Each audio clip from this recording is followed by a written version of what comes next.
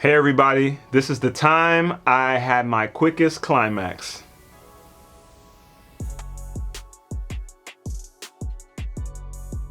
All right, so Usher. oh yeah, I was, but instead of going nowhere fast, I was Going nowhere fast, I was definitely. So I was dating this girl. We're in LA, 2016, 17, around there, maybe 18. I started dating this girl, and we went on a few dates, courting her the right way. She seemed cool, so I was, really trying to see. I was trying to approach it the right way, taking her on dates and just like feeling her out, and then like after dates, we would start hanging out at her house, and she was cool with it. Like we would just hang out, play chess, cuddle up, watch movies and stuff like that.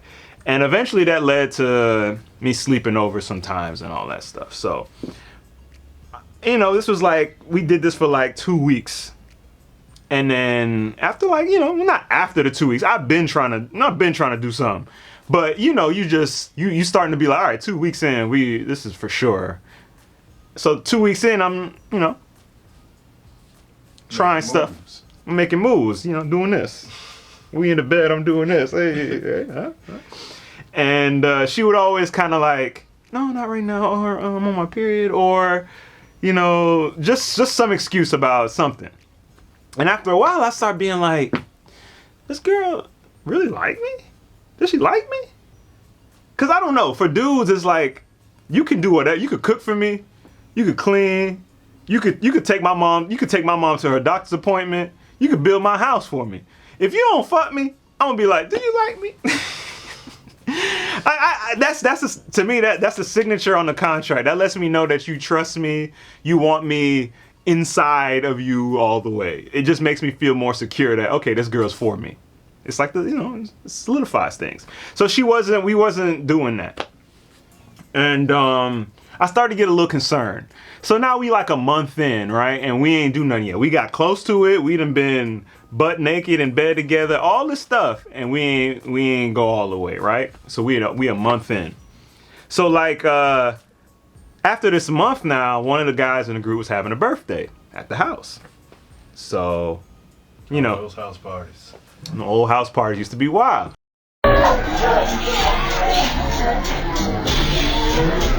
And after the house party, all these girls come through, you drinking. Like I said, you have to, well, I said that last story. But when you're at these house parties, you're drinking, music is going, the vibes are right. Usually you want to end the night with something nice, especially when you're at your house already. You ain't got to go nowhere. You can just stay there and pick one of the girls. So at the time, since we were dating, I was just like, yo, after the party, just come upstairs, you can spend the night. And she was like, bet. So we made that plan, right? So party. Hear that with, look, you put your bag in the room. Well, the thing is, I didn't have to even say anything like that because we were already intimate. But not that intimate, but we were already there. So it wasn't like I had to trick her into staying. I was just like, yo, spend the night tonight. And she was cool with it. So I bet. So, the party's going on. Obviously, you got to take care of that. But in my head, I'm just like, at the end of this night, I'm about to beat this thing up. And I'm gonna be tipsy. I'm gonna be in a good vibe. It's gonna be great. So the end of the party comes, it's nearing, and I'm trying to like figure it out. I'm trying to set the mood and stuff.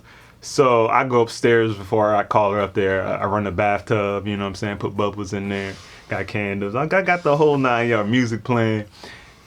I invite her up. She comes upstairs. She comes in. I show her the bathtub. She's like, oh, cool. So we go in there. We in there, just vibing. And then I try to get her in the bed. Not try to get her in the bed. We get in the bed, and she's just kind of like, I'm kind of tired, like, it's a late night, I'm dancing and stuff. I was like, all right. And at this moment, I'm just like, yeah, this ain't right. I gotta have a serious talk with her in the morning. This don't feel right.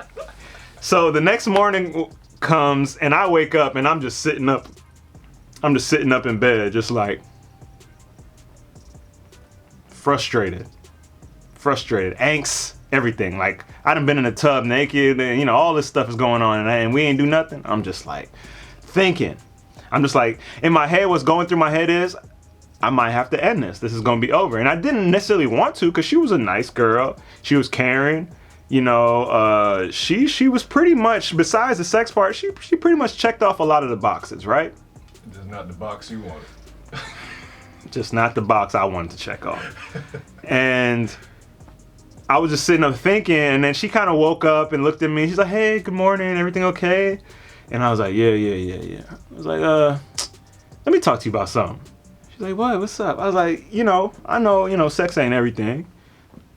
But we've been talking for a while. We adults. I'm attracted to you. I think you're attracted to me. I was like, why does it seem like we can't get to that next level? And she kind of like put her head down, and she was just like, I don't know, I just don't want to rush, and last relationship, and she just started giving me the whole rundown of why, right? So pretty understandable things. I was like, all right, cool, I get it. But at the same time, and it was tough for me to say this. I felt myself about to say this. I was like, I can't be in something where I don't feel sexually wanted, for lack of better words. Where I don't feel sexual, where I don't feel like I'm attracted to you. I don't want to be in this. It's making me feel insecure, and it doesn't make me feel right.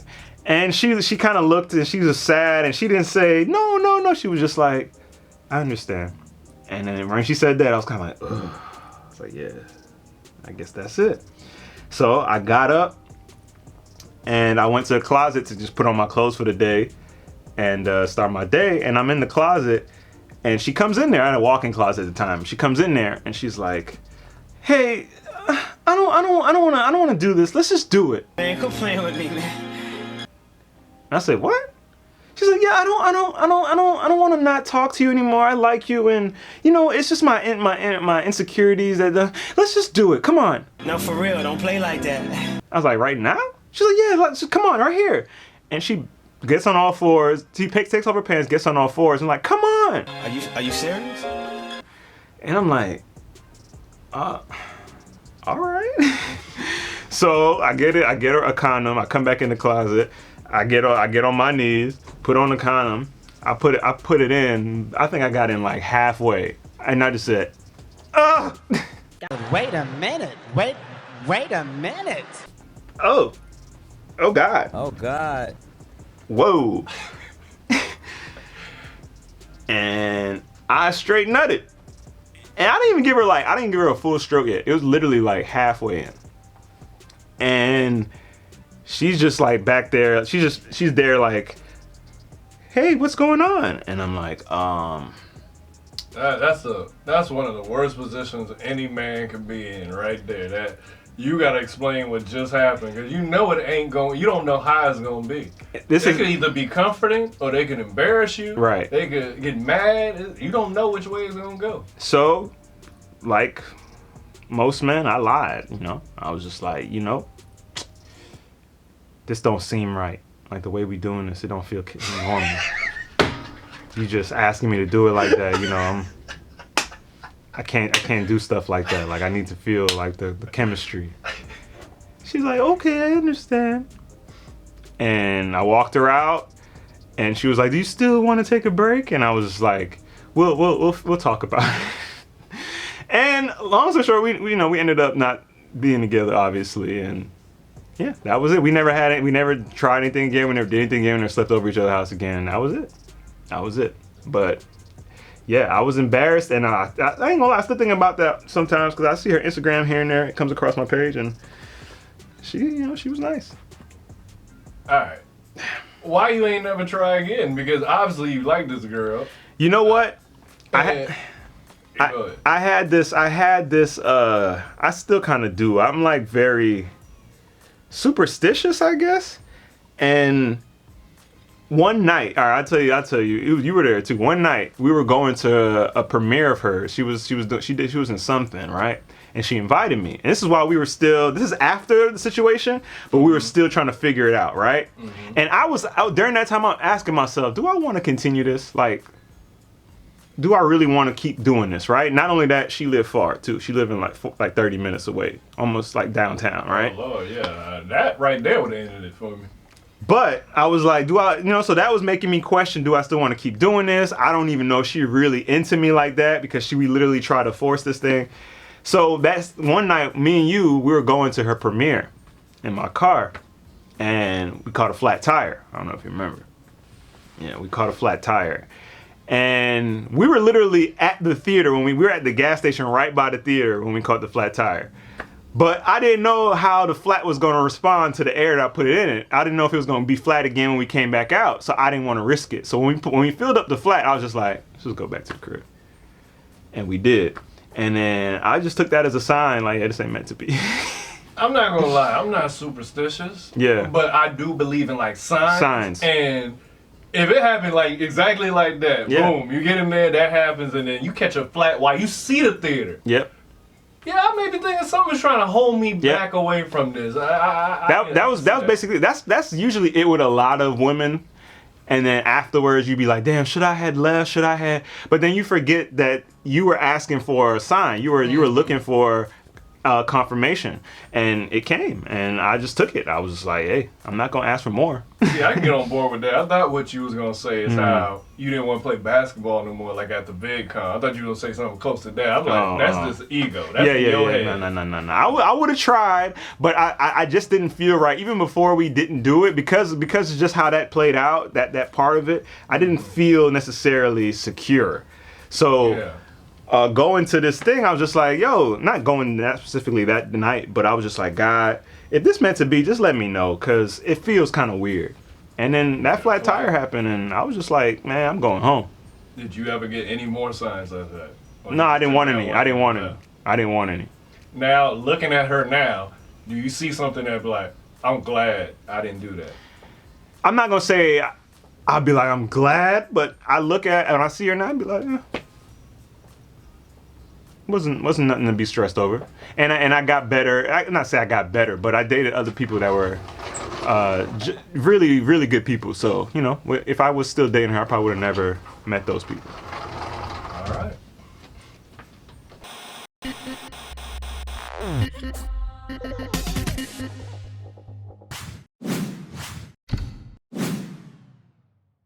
All right, what comes in the box once you get it?